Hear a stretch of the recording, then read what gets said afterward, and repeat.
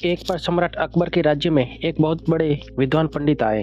उनके आगे कोई दूसरा विद्वान वाद विवाद में नहीं जीत पाता था।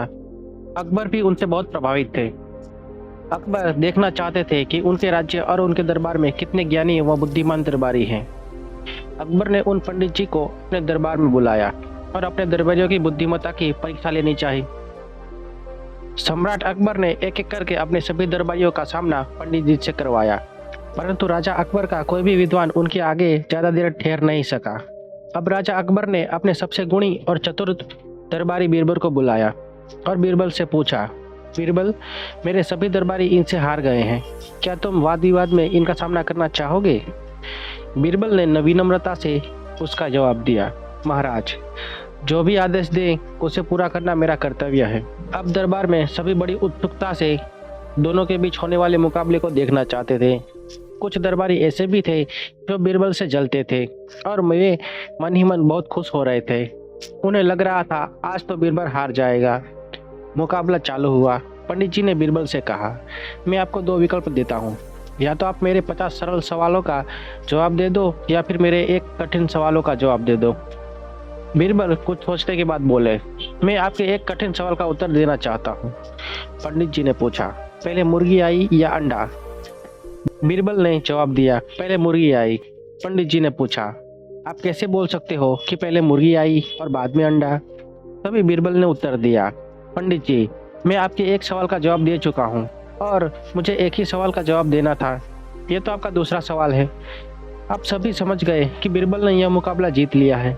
पंडित जी को भी कुछ समझ नहीं आया और उन्होंने भी बीरबल के हाजिर जवाबी की प्रशंसा करते हुए दरबार से चले गए। अकबर भी बीरबल की चतुराई से बहुत प्रसन्न हुए। बीरबल ने भी बतला दिया कि सम्राट अकबर के दरबार में उनका कितना महत्व है। तो चलिए दोस्तों, बात करते हैं हम अगली कहानी के बारे में। एक बार बादशाह अकबर ने अपनी बेगम साहिबा के लिए एक हीरो से जड़ा बहुत ही सुंदर हार बनवाया। बेगम को यह हार बहुत ही पसंद आया। वो इसे बड़े संभाल कर रखती थी। एक दिन बेगम साहिबा नहाने के लिए गई तो उन्होंने वो हार उतारकर एक अलमारी में रख दिया। जब वह नहा कर आई तो उन्होंने वो हार नहीं मिला। बेगम ने सारी बात बादशाह अकबर को बतलाई। अकबर ने अपने सैनिकों को बुलाकर हार ढूंढने के लिए कहा। अकबर के सैनिकों ने राजमहल का चप्पा चप्पा छान मारा, परंतु हार नहीं मिला। थक हार कर अकबर ने बीरबल को महल में बुलाया और सारी बात बतलाई। बीरबल को महल के कर्मचारियों पर संदेह था। उन्होंने दूसरे दिन महल के सभी कर्मचारियों को बुलाने के लिए कहा। अकबर के आदेश से दूसरे दिन समय पर सारे महल के कर्मचारी आ गए, परंतु अभी तक बीरबल नहीं पहुंचे। कुछ देर बाद बीरबल एक गधे को लेकर पहुंच जाते हैं। अकबर ने बीरबल से दरबार में गधे को लाने का कारण पूछा। बीरबल ने जवाब दिया, महाराज, ये कोई साधारण गधा नहीं है, ये तो एक जादुई गधा है जो चोरों का नाम बतला सकता है। इसे ढूंढने के कारण ही मुझे दरबार में आने में विलंब हो गया। अकबर ने पूछा, ये एक गधा है और चोरों का नाम कैसे बतला सकता है? बीरबल ने जवाब दिया, जहाँ पना, जब कोई चोर इसकी पूंछ पकड़कर जोर से कुछ बोलेगा तो उसके स्पर्श से ये जान जाएगा कि चोर कौन है। फिर बीरबल ने उस गधे को पास के कमरे में ले जाकर बांध दिया और दरबार में आकर कहा, सभी एक एक करके कमरे में जाएं और गधे की पूंछ पकड़कर जोर से चिल्लाएं कि मैंने चोरी नहीं की है।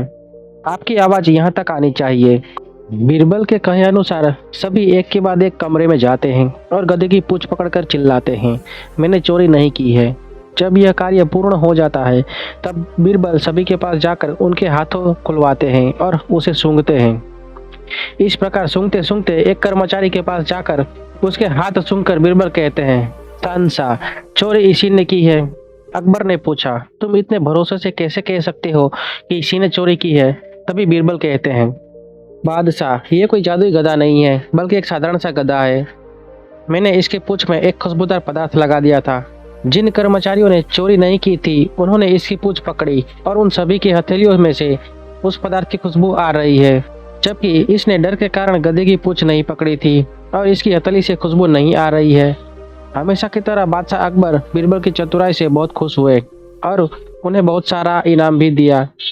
तो दोस्तों, जादुई गधा और बीरबल की कहानी से हमें शिक्षा मिलती है कि चतुराई से बड़े बड़े कार्यों को बहुत ही आसानी से किया जा सकता है। तो चलिए दोस्तों, बात करते हैं हम अगली कहानी के बारे में।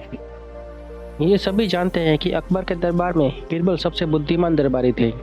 जब भी बादशाह अकबर किसी मुसीबत में फंसते थे तब बीरबल की सहायता से उस मुसीबत से बाहर आ जाते थे। एक बार अकबर ने बीरबल को परेशान करने की सोची। अकबर ने अपने रत्न जड़ित अंगूठी छुपाने के लिए दरबारी को दे दी और उसे समझाया कि इसके बारे में किसी को कुछ ना कहे। दरबारी ने वैसा ही किया। जब बीरबल अकबर से मिलने पहुंचे तब अकबर ने कहा, बीरबल, आज हमारी प्रिय रत्न जड़ित अंगूठी किसी ने चोरी कर ली है। रात्रि में जब हम सोने जा रहे थे तब हमने अंगूठी रख दी थी और जब सुबह उठे तब अंगूठी हमें नहीं मिली। तुम तो ज्योतिष के बड़े विद्वान हो, तुम ही इसका पता लगाओ।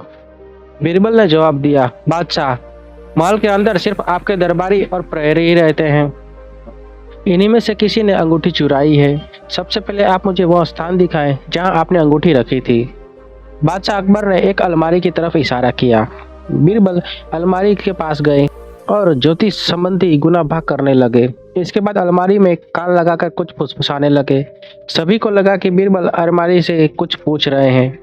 कुछ देर बाद बीरबल अकबर से कहते हैं, बादशाह, मेरे ज्योतिष के अनुसार अलमारी साफ संकेत दे रही है कि जिस व्यक्ति ने आपकी अंगूठी चुराई है उस चोर की दाढ़ी में तिनका है।